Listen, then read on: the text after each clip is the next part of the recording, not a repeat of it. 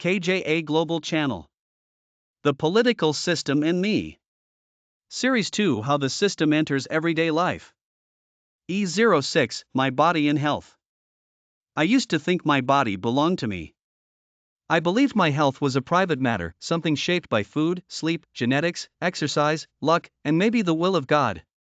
When I heard people argue about politics, I assumed it was about power struggles far above my daily life. I imagined it belonged to officials, parties, parliaments, speeches. But then I watched a mother hold a child whose breathing was thinning like a candle flame. I watched an old man clutch his chest, waiting in a corridor where time moved slowly and mercy moved slower.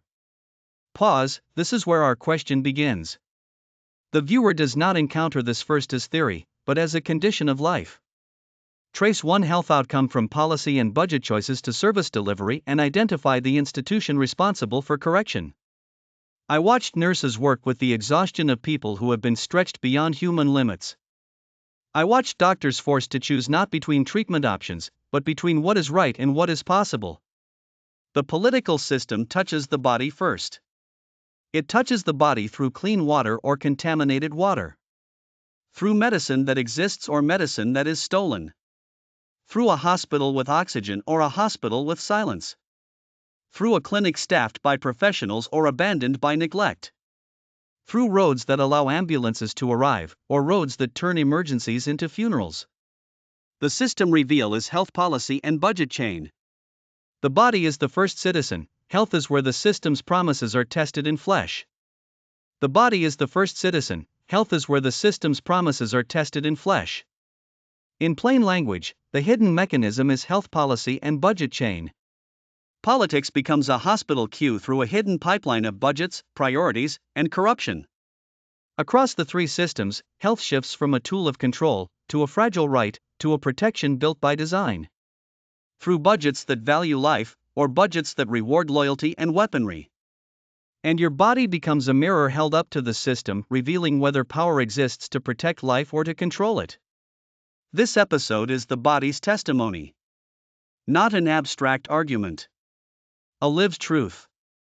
Does the health system have independent oversight? Can whistleblowers expose corruption safely? If money is stolen from health budgets, are thieves punished? Under dictatorship, health systems often decay even when hospitals still exist. Why? Because dictatorship is not designed to maximize human well-being. It is designed to maximize control. This matters because the health sector is one of the most morally demanding arenas of governance. Health reveals whether a system believes in the equal worth of persons. Instead of stopping at the visible outcome, map body and health through the rights chain. Right or legitimate interest law or constitutional rule, responsible institution, complaint or review, hearing and evidence, remedy, enforcement. Each arrow asks a different accountability question: who authorized the decision, who had the duty to act, what record should exist, and what institution can correct failure? A broken outcome may begin far upstream.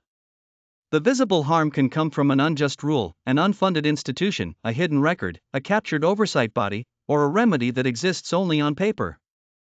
The chain prevents us from reducing a system failure to one personality. It identifies the point where law, capacity, evidence, oversight, or enforcement stopped working. When citizens and professionals can locate that break, criticism becomes more accurate and reform becomes more practical. For this episode, the principal mechanism is health policy and budget chain. The production graphic must make every link readable on a phone screen and must label country-specific or proposed arrangements honestly. Under dictatorship, body and health is shaped primarily by concentrated command, information is restricted. Institutions answer upward. And challenge may carry personal risk. In a fragile democracy, formal rules may exist while patronage, unequal capacity, corruption, politicization, or weak enforcement makes protection inconsistent. In a functioning federal democracy, authority is constitutionally distributed, common rights remain enforceable, and more than one institution can question, review, or correct harmful power.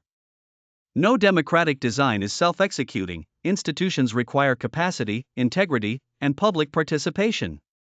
The viewer should compare who decides, how authority was obtained, whether records are public, whether affected people participate, and whether patient complaint and remedy is available in practice.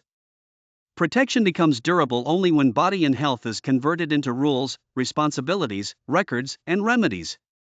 The minimum guardrails are: 1. Equal access according to need. 2. Evidence-based health policy. 3. Transparent budgets and medicine procurement. 4. Professional licensing and ethics. 5. Patient complaint and remedy. These safeguards work as a system. A published rule without an independent reviewer can become theater, oversight without records cannot see, participation without safety can expose people, and a remedy without enforcement does not repair the harm. Global relevance: the institutional test for body and health applies across political labels: who decides, what limits power, what information is public, who participates, and whether a real correction or remedy exists. Myanmar relevance: use ordinary lived experience only where it clarifies the mechanism, avoid turning Myanmar into dramatic background or implying that one national experience fits every society. Here is the civic practice for this episode. See and ask: trace the pipeline from a national budget decision to a single bed, nurse, or medicine in your area. Verify: examine one health budget, facility standard, service record, medicine list, or complaint channel. Act: map one health service chain from policy and money to a human outcome. Use a complaint or consultation channel only where safe and lawful. Review: record whether you can name the responsible institution, evidence, safeguard or remedy, and one safe next step. Protect victims, witnesses, family members, confidential records, and digital security before taking any outward step. Because the body cannot be fooled by propaganda.